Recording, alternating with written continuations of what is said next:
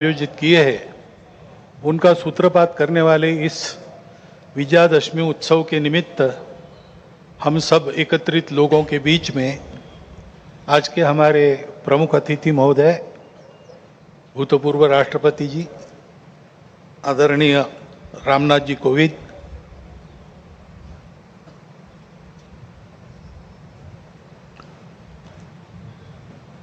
विदर्भ प्रांत के माननीय संघ चालक जी, माननीय सहसंघ चालक जी, नागपुर महानगर के संघ चालक जी, उपस्थित अन्य अधिकारी वर्ग,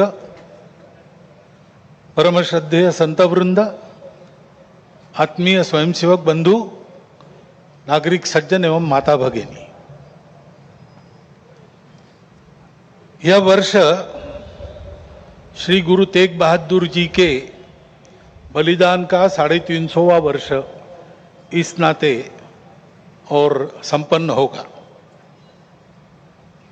हिंद की चादर बनकर जिन्होंने अत्याचार, अन्याय और सांप्रदायिक भेदभाव से समाज के मुक्ति के लिए अपना सर्वोच्च बलिदान दिया, समाज की रक्षा की, ऐसी एक विभूति, उसका स्मरण इस वर्ष होगा। आज 2 अक्टूबर है, इसलिए स्वर्गीय महात्मा गांधी जी की भी जयंती है। अपने स्वातंत्र्य की लड़ाई में उनका योगदान तो अविस्मरणीय है, परंतु स्वतंत्रता के बाद भारत कैसा हो, भारत का जीवन किस प्रकार के तंत्र से चले, उसके बारे में विचार देने वाले हमारे जो उस समय के दार्शनिक नेता थे, उनमें उनका स्थान अग्रणी है। हिंद स्वराज में उन्होंने वह चित्र का रेखांकन किया है और सादगी, विनम्रता और प्रामाणिकता के प्रतीक, और जिन्होंने देश के लिए अपने प्राण अर्पण किए, ऐसे स्वर्गीय लाल बहादुर शास्त्री जी, उनकी भी आज जयंती है। भक्ति, समर्पण और देश सेवा के ये उत्तुंग उदाहरण व्यक्तिगत और राष्ट्रीय चारित्र कैसा होना चाहिए, इसके आदर्श हमको मार्गदर्शन करते हैं। और आज की परिस्थिति का अगर हम विचार करते हैं तो हमारे ध्यान में आता है कि यह परिस्थिति भी हमसे इसी प्रकार के जीवन की अपेक्षा कर रही है। परिस्थिति एक सी नहीं होती, अनेक रंगों की होती है। तो परिस्थिति में बहुत कुछ अच्छा है, इसलिए बीता कालावधि 1 वर्ष का हमारी आशाएं और विश्वासों को भी दृढ़ करता है, और हमारे सामने पुरानी और नई जो चुनौतियां उपस्थित है, उनको अधिक स्पष्ट करने वाला भी वही कालावधि है। जैसे प्रयागराज में एक विशाल महाकुंभ हुआ, आधुनिक व्यवस्थापन के सारे कीर्तिमान तोड़कर एक जागतिक विक्रम तो उसने प्रस्थापित किया ही, लेकिन संपूर्ण भारत में श्रद्धा और एकात्मता की एक लहर उसने दौड़ा दी। पिछले साल एक दुर्घटना पहलगाम की भी हुई, हमला हुआ सीमा पार के आतंकियों के द्वारा, 26 भारतीय नागरिकों की उनका धर्म पूछकर हत्या की। लेकिन उसके चलते सारे देश में प्रचंड दुख और क्रोध की लहर पैदा हुई।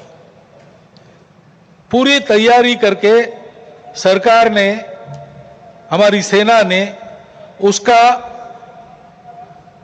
बहुत पुरजोर उत्तर दिया। सारे प्रकरण में हमारी नेतृत्व की दृढ़ता, हमारी सेना का शौर्य, कौशल्य और समाज की एकता और दृढ़ता का एक उत्तम चित्र प्रस्थापित हुआ। और यह भी वह घटना हमको सिखा गई कि यद्यपि हम सबके प्रति मित्रभाव रखते हैं और रखेंगे, फिर भी अपने सुरक्षा के विषय में हमको अधिकाधिक सजग रहना पड़ेगा, समर्थ बनना पड़ेगा। क्योंकि इस घटना के बाद दुनिया में विभिन्न देशों ने अपनी अपनी जो भूमिका ली, उसमें हमारी ये भी ध्यान में आया कि हमारे मित्र कौन कौन है और कहां तक है। देश के अंदर भी अशांति फैलाने वाले असंवैधानिक उग्रवादी या संविधान विरोधी कहिए उग्रवादी नक्सली आंदोलन पर शासन और प्रशासन की दृढ़ कार्रवाई भी हुई, और उनके अनुभव से उनके विचारधारा का खोखलापन और उनकी क्रूरता का अनुभव होने के कारण समाज भी उनसे मोहभंग होकर विमुख हो गया। लेकिन उनका नियंत्रण तो हो जाएगा, परंतु अब ये उस क्षेत्र में एक बड़ी जो बाधा थी वो दूर होने के बाद उस क्षेत्र में न्याय की स्थापना हो, विकास वहां तक पहुंचे, सद्भावना, संवेदना और सामरस्य वहां स्थापित हो, इसके लिए समाज की भी और शासन प्रशासन की भी योजनाएं चलनी पड़ेगी, क्योंकि इनका अभाव ही ऐसे उग्रवादी ताकतों के पनपने का कारण बनता है। इससे त्रस्त मनुष्य दूसरा कुछ उपाय दिखता नहीं, इसलिए निराश होकर उनको प्रश्रय देता है। ये न हो इसलिए ऐसी योजनाओं की आवश्यकता है। आर्थिक क्षेत्र में भी हम आगे बढ़ रहे हैं। ऐसा जो प्रचलित परिमाण है दुनिया के, उसके आधार पर कहा जा सकता है हमारा देश आर्थिक क्षेत्र में आगे बढ़े, इसलिए आर्थिक जगत के हमारे उद्योगी बंधु, विशेषकर तरुण उद्योजक, इनमें एक मादा भी दिखता है, उत्साह भी दिखता है, इच्छा आकांक्षा भी दिखती है। परंतु ये जो प्रचलित अर्थ प्रणाली है सारी दुनिया में वही है, तो सारी दुनिया के अनुभव में उसके कुछ दोष भी आ रहे हैं। विकास के इस प्रकार के पद्धति से अमीरी और गरीबी का अंतर बढ़ता है। आर्थिक सामर्थ्य कुछ चंद हाथों में एकत्रित होता है। शोषण करने के लिए एक नया सुरक्षित तंत्र इसमें से खड़ा हो सकता है, चिंता नहीं की तो। पर्यावरण के हानि की समस्या खड़ी हो जाती है और मनुष्यों के आपसी व्यवहार में कई प्रकार की व्यापारिक दृष्टि और अमानवीयता की बातें प्रवेश कर जाती है। इन दोषों की बाधा हमें नहीं होनी चाहिए, इसलिए भी कि अभी हाल में अमेरिका ने जो नई टैरिफ नीति अपनाई, उनके अपने हित के लिए अपनाई होगी, लेकिन उसकी मार तो सभी पर पड़ रही है। इसलिए ये सारा परिदृश्य अथवा ये सारी प्रचलित पद्धति उस पर हम निर्भर हो जाए ऐसी नहीं है। विश्व का जीवन परस्पर निर्भरता से ही चलता है। राष्ट्रों में आपस में सब प्रकार के संबंध होने पड़ते हैं। अकेला राष्ट्र अलगाव में, आइसोलेशन में जी नहीं सकता। परंतु ये निर्भरता मजबूरी में ना बदल जाए, क्योंकि वो कब बदलेगी, कैसे बदलेगी, उसका कोई पता नहीं। और इसलिए इस निर्भरता को मानते हुए, विश्व जीवन की एकता को मानते हुए, हमको इसको मजबूरी न बनाते हुए जीना अगर है तो स्वदेशी और स्वावलंबन का कोई परिणाम नहीं, कोई पर्याय नहीं। हमको आत्मनिर्भर होना पड़ेगा, स्वावलंबी जीवन जीना पड़ेगा, स्वदेशी का उपयोग करना पड़ेगा, और फिर भी अंतरराष्ट्रीय संबंधों का सब प्रकार के, राजनयिक हो, आर्थिक हो, व्यापारिक हो, इन सबका जतन हमको करना पड़ेगा। लेकिन उसमें मजबूरी नहीं होगी, हमारी अपनी इच्छा होगी, हमारा अपना सद्भाव होगा, ऐसा हमको बनना पड़ेगा। प्रचलित पद्धति जो है उसके दुष्परिणाम हमारे यहां भी दिखते हैं। अभी हाल में ही जो खबरें पिछले 1-2 साल से चल रही है, प्रत्यक्ष हम देख रहे हिमालय के क्षेत्र में कैसे चल रहा है। वर्षा का अनियमित होना तो सर्वदूर है, प्रकृति के प्रकोप भी बढ़ गए हैं, भूस्खलन होता है, अप्रत्याशित वर्षा होती है, हिम नदियां सूख रही है। ऐसे परिणाम गत 3-4 वर्षों में तीव्र होते चले जा रहे हैं। ये हिमालय हमारे लिए सुरक्षा की दीवार और दक्षिण पूर्व एशिया के लिए उसका पूरा जलस्रोत हिमालय से ही आता है। अगर प्रचलित विकास की पद्धति में से इन सारी बातों को और प्रोत्साहन मिलता हो होने के लिए, तो उस नीति का हमको पुनर्विचार करना पड़ेगा, क्योंकि हिमालय की आज की अवस्था एक खतरे की घंटी बजा रही है। प्राकृतिक उथल पुथल है तो जनजीवन में भी उथल पुथल दिख रही है। श्रीलंका में, बाद में बांग्लादेश में, बाद में नेपाल में, हमारे पड़ोसी देशों में भी हमने इसका अनुभव किया। अब कभी कभी हो जाता है, प्रशासन जनता के पास नहीं रहता, संवेदनशील नहीं रहता, लोकाभिमुख नहीं रहता, उनकी जनता की अवस्थाओं को ध्यान में रखकर नीतियां नहीं बनती, तो असंतोष रहता है। परंतु उस असंतोष को इस प्रकार व्यक्त होना, यह किसी के लाभ की बात नहीं है।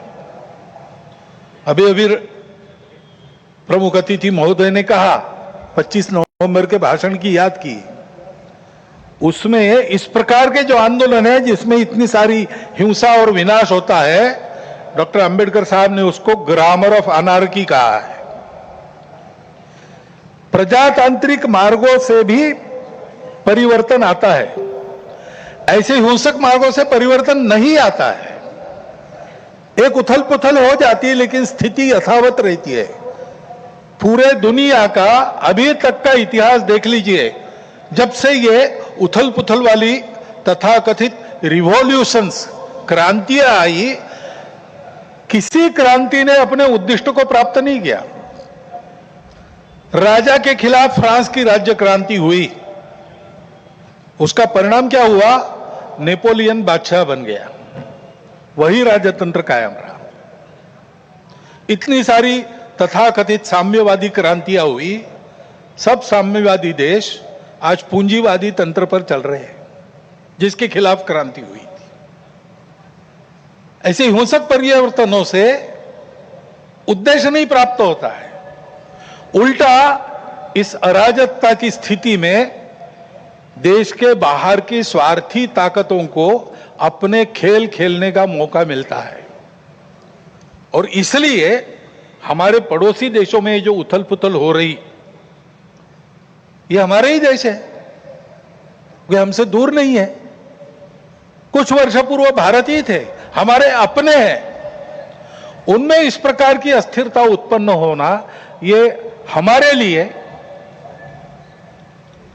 हम केवल उनके पड़ोसी है इसलिए नहीं, वो सब हमारे अपने देश है, इसलिए चिंता का विषय है। हितरक्षण से भी ज्यादा ये जो हमारा आत्मीयता का संबंध है, अपनेपन का संबंध है, उसके चलते ये चिंता होती है।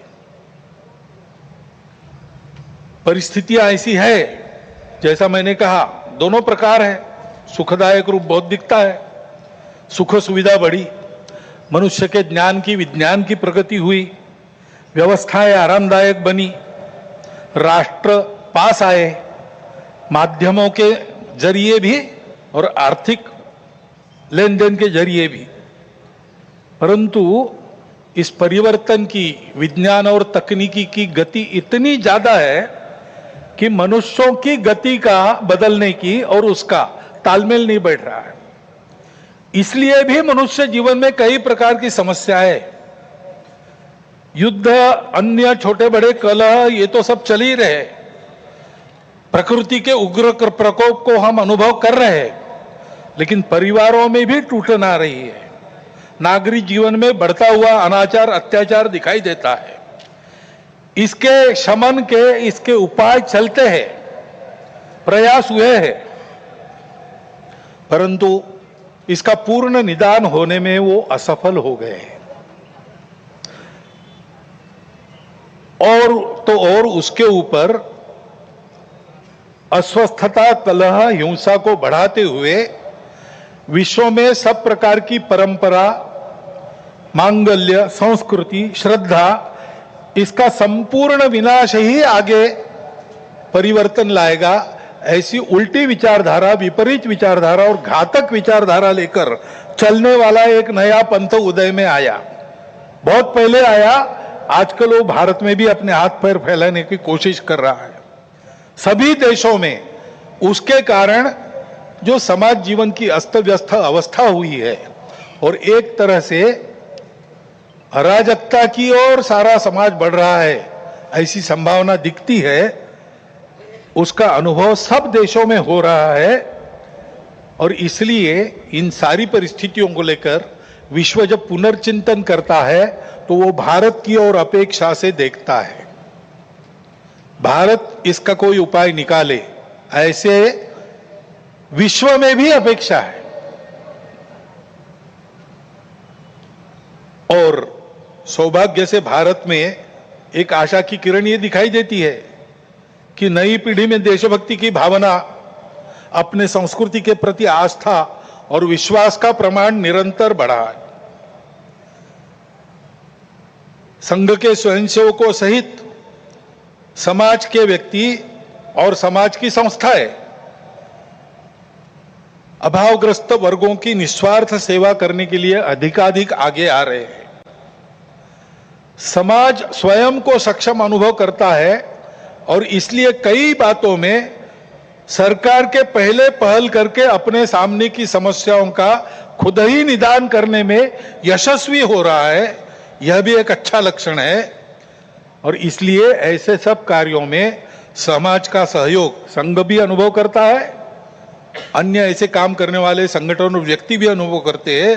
प्रत्यक्ष सहयोग और सहभाग, इसकी इच्छा समाज में बढ़ रही है और बुद्धिजीवियों में भी अपने देश के हमारा कोई स्वतंत्र अलग ऐसा कोई प्रतिमान, ऐसा कोई मॉडल हो सकता है क्या, इसकी खोज करनी चाहिए, ऐसा चिंतन बढ़ रहा है।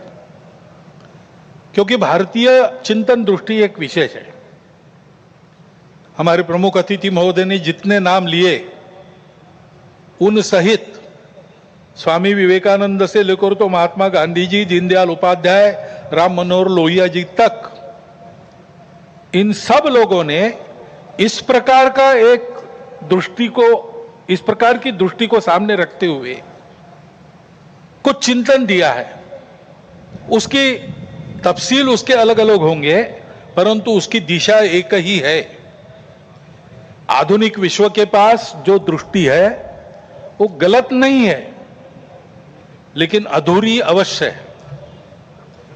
मानव का भौतिक विकास होता है, नैतिक विकास की ओर ध्यान नहीं रहता है। विकास होता है, पर्यावरण की ओर ध्यान नहीं रहता। विकास होता है, कुछ लोगों का होता है, कुछ का नहीं होता। आज अमेरिका का जीवन विकसित माना जाता है, उसको आदर्श मानकर हम चले भारत के लोग, और हमने चाहा कि भारत अमेरिका जैसा जीवन जिए। तो कुछ अभ्यासक कहते हैं हिसाब करके ऐसा जीवन जीने के लिए और 5 पृथ्वियों की आवश्यकता लगेगी। ये विकास कैसे होगा? ये हो नहीं सकता। प्रगति के साथ साथ इसी के कारण नई नई समस्याओं को हम झेल रहे, जो प्राण संकट बन रही है। दृष्टि का अधूरापन ही इसके लिए कारण है। हमारी दृष्टि है, हमारी दृष्टि भौतिक विकास के साथ साथ मन, बुद्धि और आध्यात्मिकता का विकास कर सकती है, करती है। व्यक्ति के साथ साथ मानव समूह और सृष्टि का भी विकास साधने वाली हमारी दृष्टि है।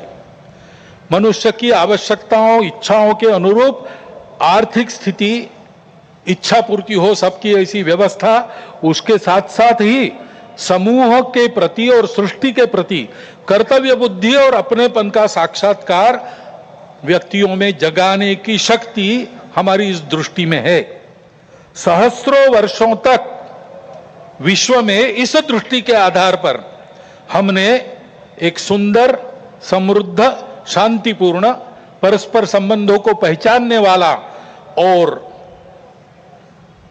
मनुष्य और सृष्टि का, मनुष्य और समूह का सहयोगी जीवन ऐसे प्रस्थापित किया था। आज विश्व के आवश्यकताओं की पूर्ति करते हुए उनकी समस्याओं का निराश करने का शाश्वत निदान देने वाली एक नई रचना को विश्व आवश्यक मान रहा है, भारत से अपेक्षा कर रहे हैं, और नियति शायद यही कार्य हम भारतवासियों से चाहती है कि हम अपने उदाहरण से विश्व को एक नया ऐसा रास्ता दें।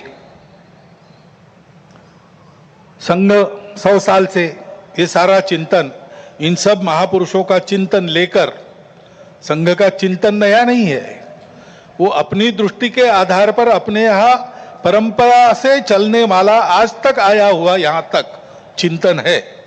उस चिंतन को लेकर संघ 100 साल से काम कर रहा है। समाज जीवन के विभिन्न आयामों में, संगठनों में, संस्थाओं में, स्थानीय स्तर पर भी, व्यक्तिगत पहल से भी स्वयंसेवक सक्रिय है। समाज जीवन में सक्रिय ऐसे अनेक सज्जनों के साथ भी सहयोग और संवाद स्वयंसेवकों का चलते रहता है। इन सब का जो संकलित अनुभव है, उसके आधार पर संघ का कुछ चिंतन है। वो चिंतन आज के कार्यक्रम में आपके सामने रखना, ये मेरे भाषण का प्रमुख उद्देश्य है। पहली बात है कि विश्व की व्यवस्था में परिवर्तन तो आवश्यक है, विनाश टालना है तो अनिवार्य है, परंतु हम एक विपरीत व्यवस्था में इतने आगे बढ़ गए, सारी दुनिया आगे चली गई, हम भी आगे चले गए। अब एकदम अगर पीछे मुड़ेंगे तो गाड़ी उलट जाएगी।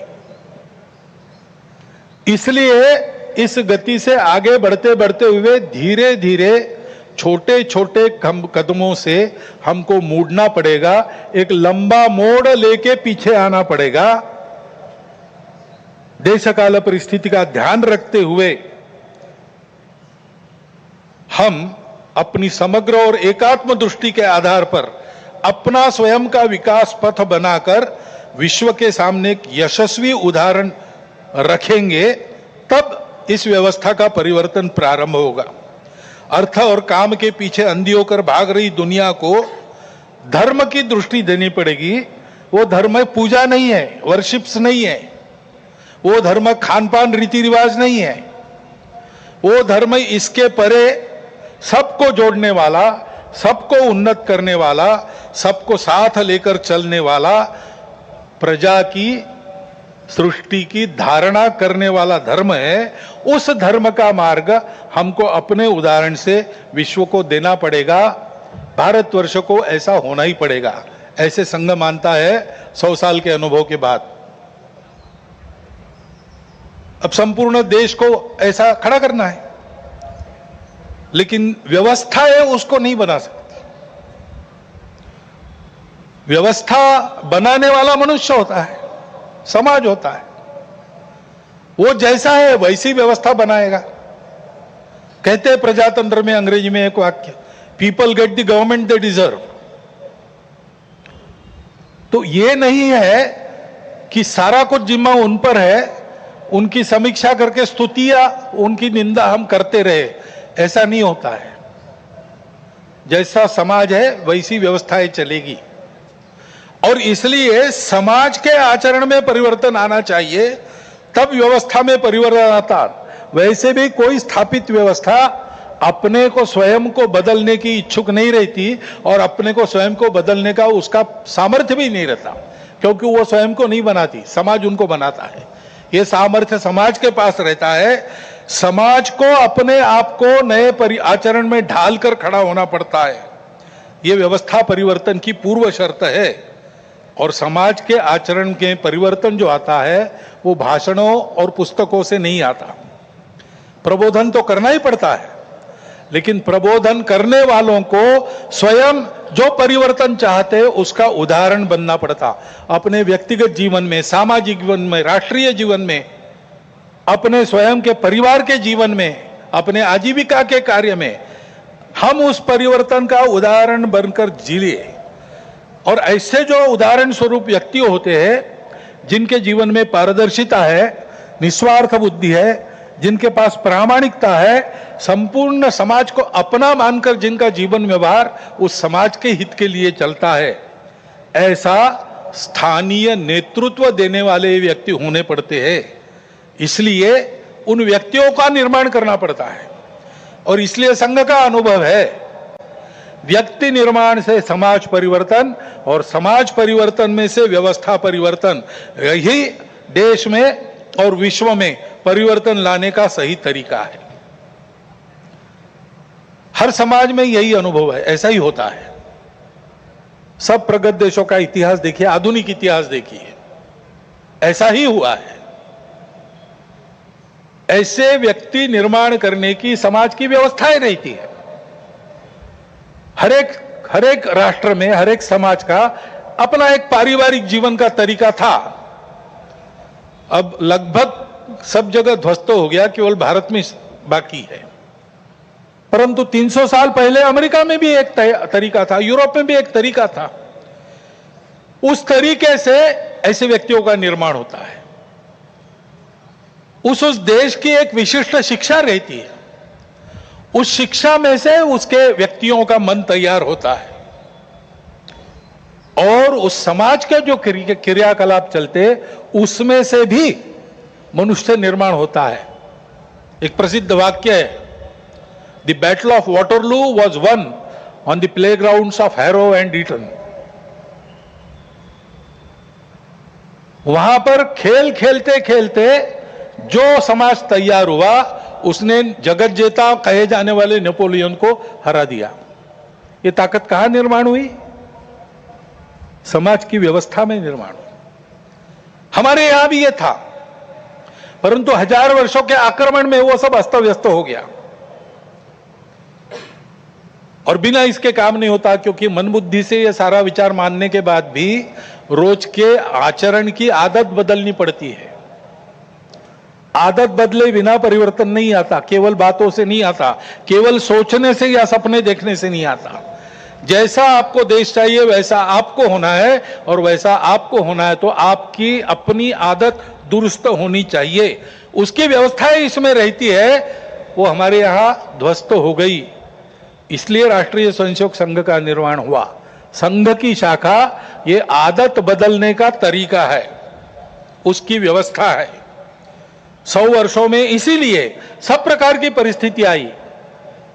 संघ को लालच भी दिखा दी, संघ को राजनीति में आने का आमंत्रण भी मिला, लेकिन संघ ने वो सब नहीं किया।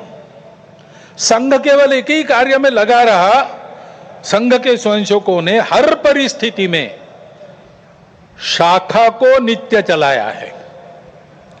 स्वयंसेवक आग्रह पूर्वक शाखा में नित्य जाते, 50 साल से आ रहे फिर भी जाते, क्योंकि आदत की बात है। आदत छूटनी नहीं चाहिए, आदत बननी भी चाहिए और छूटनी भी नहीं चाहिए। शाखा के कार्यक्रमों को मन लगाकर करते हुए व्यक्तिगत सद्गुणों की और सामूहिकता की साधना करना और समाज में क्रियाकलापों में सहभागी होते हुए समाज के सद्गुणों का, सामूहिकता का वातावरण निर्माण करना, इसलिए संघ की शाखा है। उसके कार्यक्रमों में से नित्य और मन लगाकर करने से स्वयंसेवकों में व्यक्तित्व का, कर्तृत्व का, नेतृत्व का, समझदारी का, वैचारिक और व्यावहारिक और भक्ति का, राष्ट्र के प्रति, संघ के प्रति भक्ति का निर्माण होता है। दूसरी बात, किसी भी देश को ऐसा होना है तो समाज में एकता चाहिए। वाक्य बताया, united we stand, divided we fall. Abraham Lincoln का भी एक वाक्य है, a divided house can not stand. हमारा देश तो विविधताओं का देश है। पंथ, संप्रदाय, भाषाएं, भौगोलिक विविधता, रहन सहन, खान पान, जाति, उपजाति पहले से है, और बीच के काल में आक्रमण हुए, विदेशी भारत में आ गए। विभिन्न कारणों से यहां के लोगों ने भी उनकी विचारधाराओं का, उनके पंथ संप्रदायों का स्वीकार किया, वो विदेशी चले गए। लेकिन अभी भी उनका स्वीकार करके रहने वाले हमारे अपने बंधु देश में है। सौभाग्य से भारत की परंपरा है, वो सब प्रकार की विविधताओं का स्वागत और सम्मान और स्वीकार करती है। यह हमारी परंपरा है और इसलिए यद्यपि बाहर से विचारधारा आई होगी, हम उनको पराया नहीं मानते, अलगाव से नहीं देखते। हम सबकी विशिष्टताओं को, दुनिया में सभी विशिष्टताओं को मानते हैं, उनको स्वीकार करते हैं, उनको भी हमारी अपनी विशिष्टता है उसके दर्जे का ही मानते हैं, सम्मान देते हैं। वो विशिष्टताएं भेद का कारण नहीं बनती, इसको हम देखना चाहिए। आज अपने देश में इन विविधताओं को भेदों में उभारने की कोशिश चल रही है। ये विविधताएं भेद का कारण नहीं बननी चाहिए। अपनी सब विशिष्टताएं अपने अपनी जगह ठीक भी है, परंतु ये सब होने के बाद भी हम एक बड़े समाज के अंग है। समाज, देश, संस्कृति और राष्ट्र के नाते हम एक ही है, हम अलग नहीं है, हम विविध भी नहीं है। विविधताएं तो भाषा, पंथ, संप्रदाय, खान पान, रीति रिवाज, रहने की जगह इसकी है। और इस एकता के चलते हमारा सबका आपस का व्यवहार सद्भावनापूर्ण और संयमपूर्ण रहना चाहिए। सबकी अपनी अपनी विशिष्टताएं हैं, उनकी श्रद्धाएं हैं, महापुरुष है, पूजा के स्थान है। मन वचन कर्म से आपस में इनकी अवमानना नहीं होनी चाहिए, इसकी चिंता सबने करनी चाहिए, किसी एक ने करने का यह काम नहीं है। उसके प्रबोधन की भी आवश्यकता है। विविधता है और सब लोग साथ में रहते हैं, तो जैसे अनेक बर्तन साथ में रखे तो कहीं ना कहीं आवाज हो ही जाती है। इतने बड़े समाज में इतने सारे लोगों के साथ रहने से कभी कभी कुछ आवाज हो भी सकती है, लेकिन होने पर भी नियम पालन करना, व्यवस्था पालन करना, सद्भावपूर्ण व्यवहार करना, ऐसा स्वभाव बनना चाहिए। छोटी बड़ी बातों पर या केवल मन के संदेह पर कानून हाथ में लेकर रास्तों पर निकल आना, गुंडागर्दी, हिंसा करना, यह प्रवृत्ति ठीक नहीं। मन में प्रतिक्रिया रखकर अथवा किसी समुदाय विशेष को उकसाने के लिए अपना शक्ति प्रदर्शन करना, ऐसी घटनाओं को योजनापूर्वक कराया जाता है। उसके चंगुल में फंसना नहीं चाहिए। उसके परिणाम तात्कालिक और दीर्घकालिक दोनों दृष्टि से ठीक नहीं रहते। इन प्रवृत्तियों की रोकथाम आवश्यक है। शासन प्रशासन अपना काम बिना पक्षपात किए तथा बिना किसी दबाव में आए नियम के अनुसार करें, परंतु समाज की सज्जन शक्ति और युवा पीढ़ी को भी सजग और संगठित होना पड़ेगा। आवश्यकता अनुसार हस्तक्षेप भी करना पड़ेगा, क्योंकि ये अराजकता का व्याकरण है, इसको रोकना ही पड़ेगा। हमारी इस एकता का आधार क्या है? हमारी संस्कृति है। डॉक्टर अंबेडकर साहब ने इसको शब्द दिया है इनहेरेंट कल्चरल यूनिटी, अंतर्निहित सांस्कृतिक एकता। ये भारतीय संस्कृति प्राचीन समय से चलती आई है। भारत की विशेषता है, वो सर्वसमावेशक है, सबका सम्मान और स्वीकार करने की सीख देती है, क्योंकि भारत के आध्यात्मिक सत्य पर, उस सत्य पर आधारित धर्म पर, यानी सत्य, करुणा, शुचिता और तप के सदाचार पर वह धर्म आधारित है। उसी पर यह संस्कृति भी बनी है। इसका जतन सनातन काल से आज तक हर परिस्थिति में किसने किया है? तो निश्चित रूप से इस देश के पुत्र रूप हिंदू समाज में ने किया है, और इसलिए कभी कभी उसको हिंदू संस्कृति भी कहते हैं।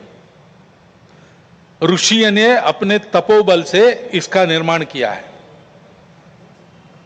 क्योंकि भारत में उनको इसका विकास करने के लिए आवश्यक समृद्ध और सुरक्षित प्रकृति मिली, परिवेश मिला, और पीढ़ी दर पीढ़ी इसको सरसाने के लिए, आगे पहुंचाने के लिए, इसकी सुरक्षा के लिए पूर्वजों ने परिश्रम किया है, त्याग किया है, बलिदान दिए।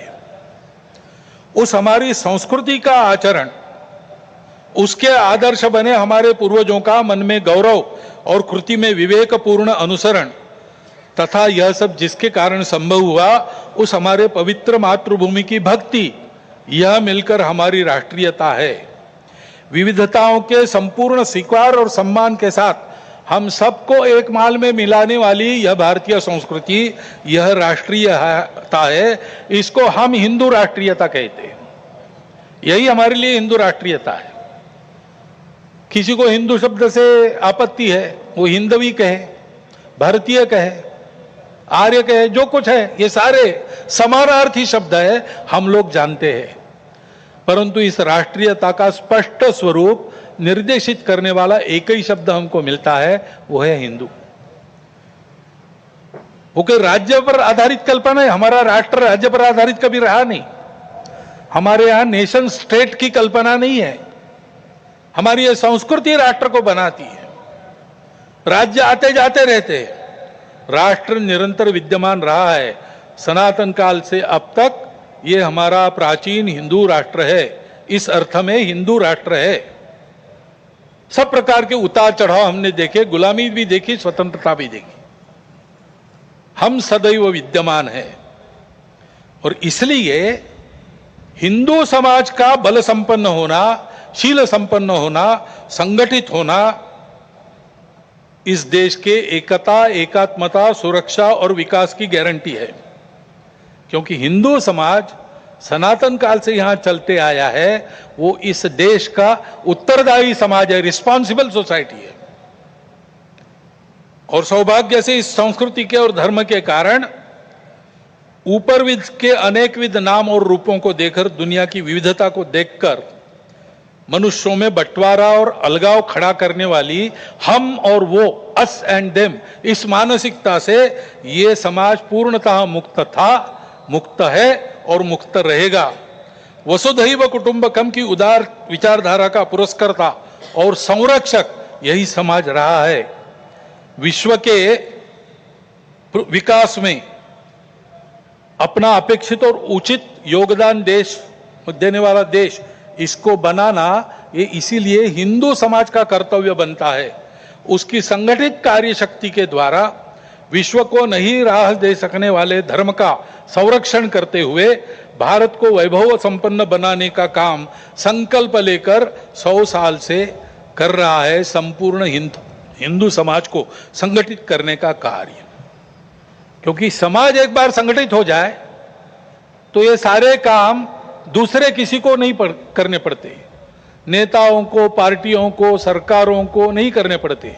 अवतारों को भी आने की जरूरत नहीं होती। समाज अपने सारे काम अपने बल पर कर लेता है। और इसलिए ऐसा समाज बनाने के लिए व्यक्तिगत और राष्ट्रीय चारित्र का निर्माण होना चाहिए, उनकी सुदृढ़ता बनी रहनी चाहिए। संघ की शाखा में अपने राष्ट्र स्वरूप की यह स्पष्ट कल्पना और गौरव प्राप्त होता है। और जो मैंने 5 बातें कही, कर्तृत्व, नेतृत्व, व्यक्तित्व, समझदारी और भक्ति, वो भी शाखा के इन संस्कारों से प्राप्त होती है। इसलिए शताब्दी वर्ष में हम जो कर रहे हैं, क्या सोचकर कर रहे हैं?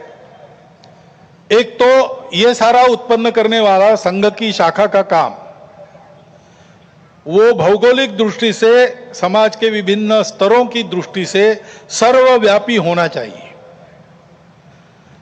और सामाजिक आचरण में सहज परिवर्तन लाने वाला पंच परिवर्तन कार्यक्रम हमारा है।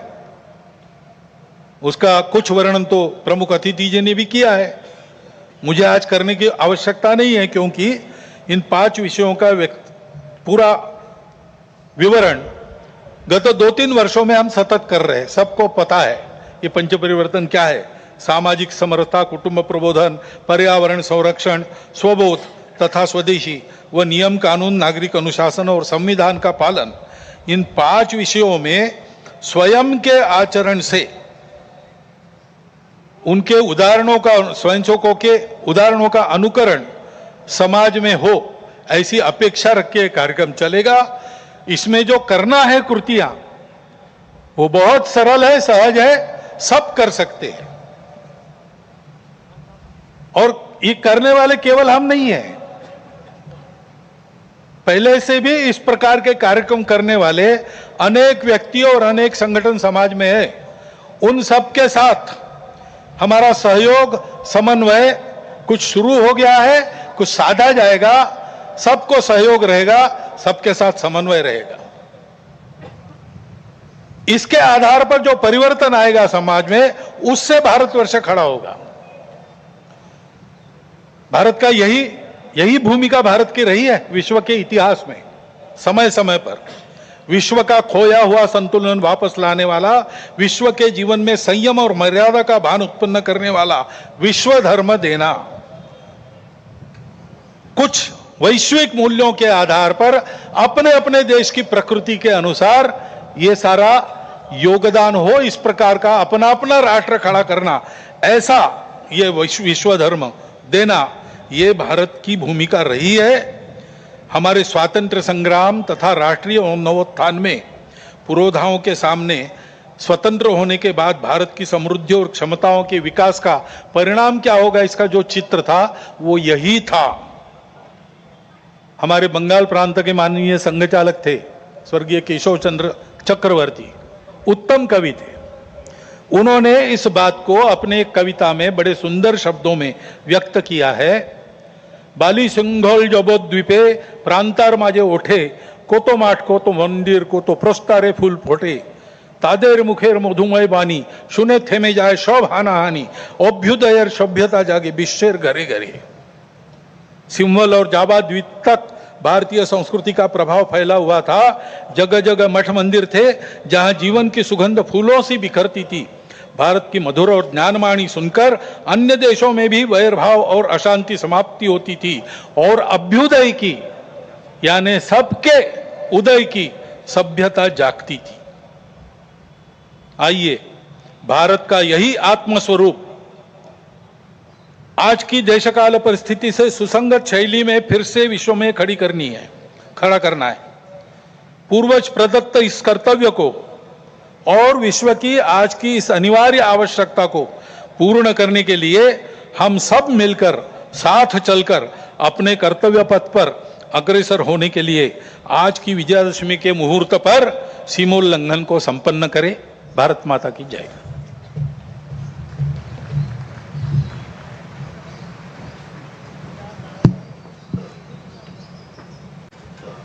सावधान, उत्तिष्ठ,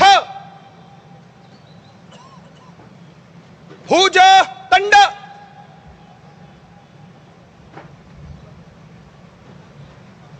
आरंभ।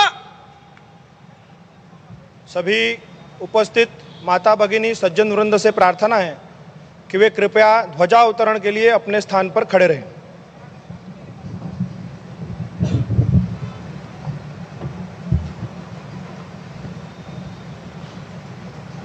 संघ तक्ष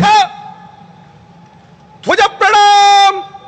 1 2 3।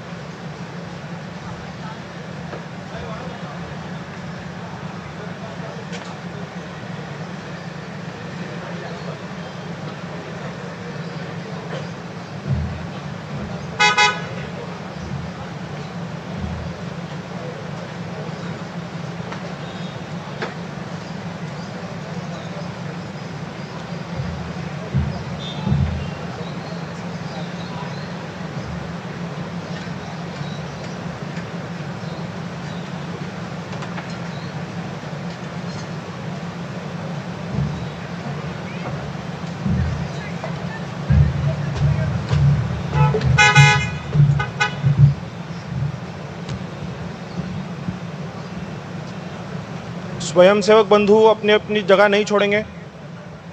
कुर्सी वाले स्वयंसेवक भी अपनी जगह नहीं छोड़ेंगे।